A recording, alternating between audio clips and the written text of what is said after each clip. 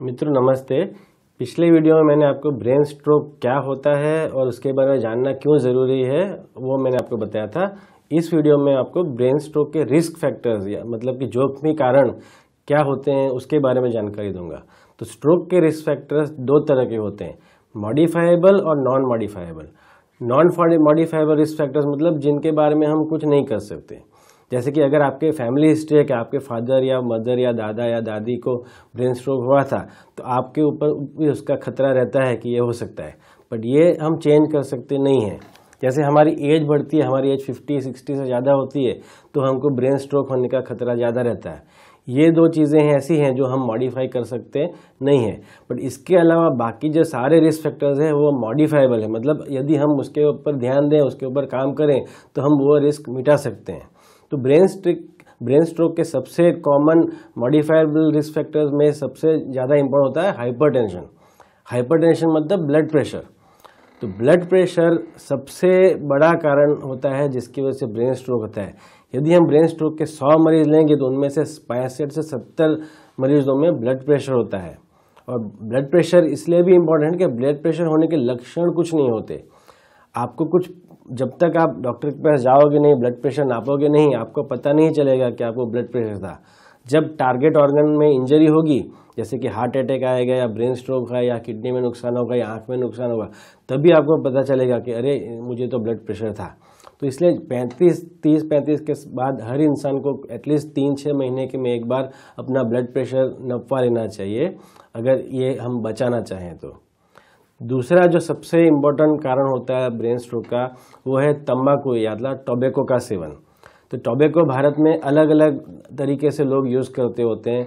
कुछ लोग पान मसाला के या गुटखा के तरीके से मुंह में खाते होते हैं, कुछ लोग तबकी की तरह उसको दांत में या घसते होते हैं या नाक में लेते होते हैं। ज़्यादातर लोग बीड़ी या सिगरेट के तौर पे बीड़ी का टोबैको का यूज़ करते हैं। तो टोबैको एक बहुत ही साइलेंट किलर है।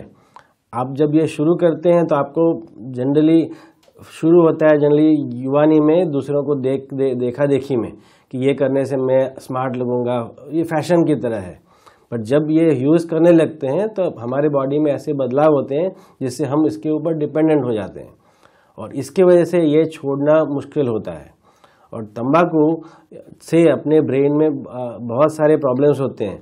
ब्रेन के अंदर जो खून की नसें होती हैं उनमें क्लॉट बनना का खतरा ज़्यादा हो जाता है। जिस तरह से हार्ट अटैक होता है, टोबैको से ब्लड प्रेशर भी बढ़ता है, टोबैको से आँख में भी नुकसान हो सकता है, उसी तरह से ब्रेन में भी ब्रेन स्ट्रोक हो सकता है। ज़्यादातर लोग टोबैको के बारे में जानकारी लेते हैं तब उनके पैकेट्स के ऊपर जो सिर्फ कैंसर दिखाते हैं, बट कैंसर ही नहीं, ब्रेन स्ट्रोक करने में भी टोबैको इस्तेमाल करना बहुत बड़ा रिस्क फैक्टर्स है। और हमारे यहाँ ये पाया जाता है कि ब्रेन स्ट्रोक के 100 मरीज उनमें से 60 से 65 लोग किसी न किसी तरह से तंबाकू का उपयोग करते होते हैं। तो यदि आप टोबैको आज ही छोड़ दें तो ब्रेन स्ट्रोक का खतरा आपका बहुत कम हो सकता है। और ये कहते हैं कि अगर आपने 7 साल कोई टोबैको इस्तेमाल नहीं किया तो आपका रिस्क घट के नॉर्मल इंसान जितना ही स्ट्रोक रिस्क हो जाता है। इसके बाद जो तीसरा बड़ा रिस्क फैक्टर है ब्रेन स्ट्रोक करने का वो है बॉडी में कोलेस्ट्रॉल ज़्यादा होना या मोटापा होना।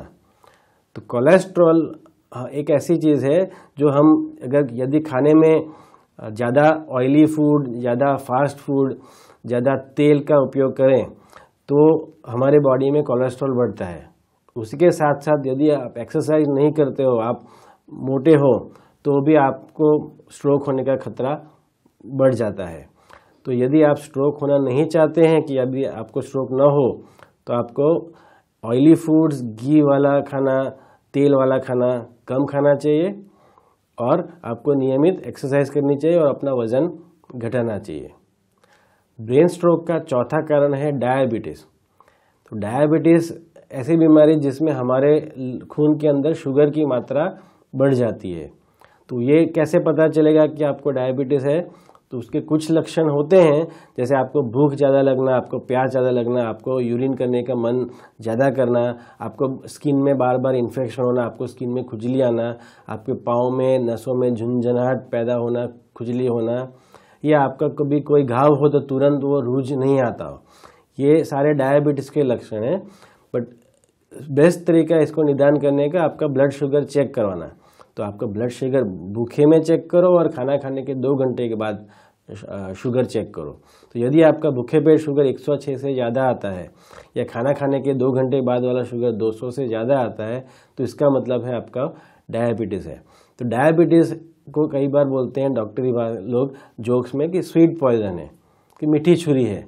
तो क्यों ऐसी है कि इसमें आपको खाने का मन खूब करता है, आप मीठी चीज़ें खाते हो, आप एक्सरसाइज कम करते हो और धीरे धीरे इसमें सडनली कुछ नहीं होता, बट धीरे धीरे आपके अंगों में नुकसान होना चालू होता है। तो डायबिटीज़ से हार्ट खराब हो सकता है, ब्रेन में स्ट्रोक होने का खतरा ज़्यादा हो सकता है, किडनी में नुकसान हो सकता है और आँख में नुकसान हो सकता है। तो डायबिटीज़ ऐसी चीज़ है जिसके बारे में आपको जानकारी रखनी चाहिए।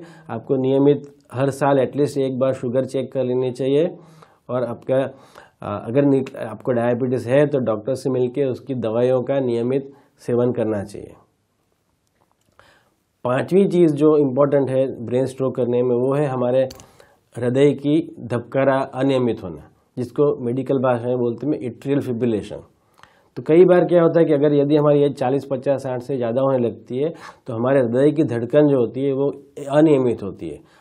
सबकी अगर आप उंगली से रख के हाथ पे रखोगे या छाती पे हाथ रख के देखोगे तो हमारी धड़कन आपको महसूस होगी। तो एट्रियल फिब्रिलेशन ऐसी बीमारी है जिसमें हृदय की धड़कनें अनियमित हो जाती है। तो हृदय में धड़कन अनियमित होने से हृदय में खून का बहाव थोड़ा सा अटकता है और वो गट्ठा निकल के ब्रेन में जाने से ब्रेन स्ट्रोक हो सकता है। तो आपको नियमित आपका हृदय धड़कन ठीक चल रही है कि ये देखना चाहिए। और यदि आपकी धड़कन अनियमित हो तो डॉक्टर से मिलके कुछ दवाइयाँ लेनी चाहिए जिससे आपका ब्रेन स्ट्रोक का खतरा दूर हो सके। दूसरी और एक इम्पॉर्टेंट चीज़ है कि हमारे गले की नस में जहाँ से जो हृदय से ब्रेन में खून जाता है, वो नस में अगर क्लॉटेज हो या ब्लॉकेज हो तो उसमें से गट्ठा निकल के ब्रेन में जाने से ब्रेन स्ट्रोक हो सकता है। ये ऐसी चीज़ है जिसका कोई लक्षण नहीं होगा, बट यदि आप गले का डॉपलर या गले का टेस्ट करोगे तो उसमें ये पता चल सकता है कि हमको क्लॉट गले में था। दूसरी जो इम्पोर्टेंट चीज़ है वो है एक्सरसाइज की कमी। आजकल आप देख रहे होंगे सब लोग कहते हैं कि एक्सरसाइज कीजिए, एटलीस्ट आपको दिन में 30 मिनट से 45 मिनट तक रोज़ वॉक करनी चाहिए। ये क्यों ज़रूरी है? यदि आप हर दिन इतनी एक्सरसाइज नहीं करते हैं तो आपके हृदय का काम, खून की नसों का काम, ब्रेन का काम बिगड़ता है। इसकी वजह से आपको ब्रेन स्ट्रोक होने का खतरा रहता है। तो अब ये कहते हैं कि sitting is the new smoking. मतलब क्या है कि पहले हमारी लाइफस्टाइल कैसी होती थी कि हम गांव में रहते थे, खेत खलिहान में काम करते थे, हल जोतते थे, पूरा दिन हम मैनुअल एक्सरसाइजेस करते रहते थे। पर जैसे ही हम गांव से शहरों की तरफ बढ़ने लगे हैं और हम लोग सोफिस्टिकेटेड ज़िंदगी जीने लगे हैं तो ज़्यादातर हमारा काम कम हो गया है। ज़्यादातर अब हम साइकिल यूज़ नहीं करते, कार्स, 2 व्हीलर्स ये यूज़ करते हैं। हमारा ज़्यादातर जॉब जो है वो बैठ के कंप्यूटर लेके बैठ के काम करने या मेज़ और कुर्सी लेके उस पर काम करने का ही जॉब रह गया है। और हमारे पहले के ज़माने हम लोग 6 से 8 घंटा काम करते थे, अब ज़्यादातर लोग दिन में 12 से 15 घंटे काम करते हैं। तो इस वजह से एक्सरसाइज नहीं कर पाते हैं। तो इससे भी अगर यदि आप एक्सरसाइज नहीं करते हैं तो आपको brain stroke, heart attack, blood pressure, diabetes ये सारी चीज़ होने का खतरा बढ़ जाता है।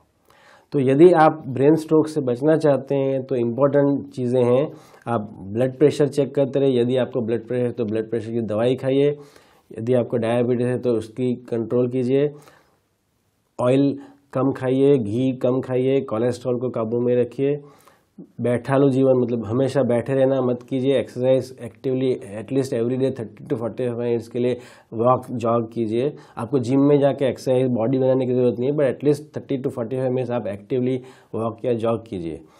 स्मोकिंग आप बिल्कुल मत कीजिए और उसी तरह से तंबाकू का इस्तेमाल किसी भी तरह से न करिए और अल्कोहल का सेवन भी मत करिए।